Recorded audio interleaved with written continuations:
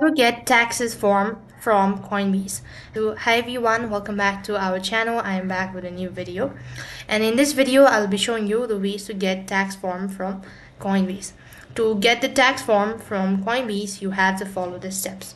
So first thing first, you want to go ahead and open up your Coinbase application on your desktop, or you could also use an application.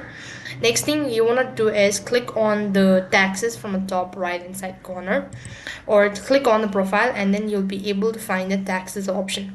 Once you've actually done it, so next thing you want to do is go to taxes one more time, and here you can either select crypto tax calculator or CoinTracker, whichever is convenient for you. Select that and click on get started for free.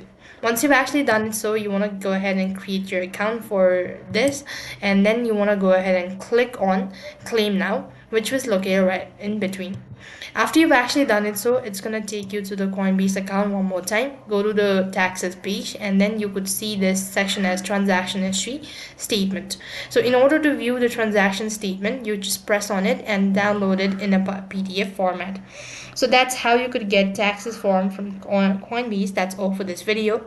I hope the video was helpful. Make sure to like, share, and subscribe to our channel. Thank you for watching. See you in the next video.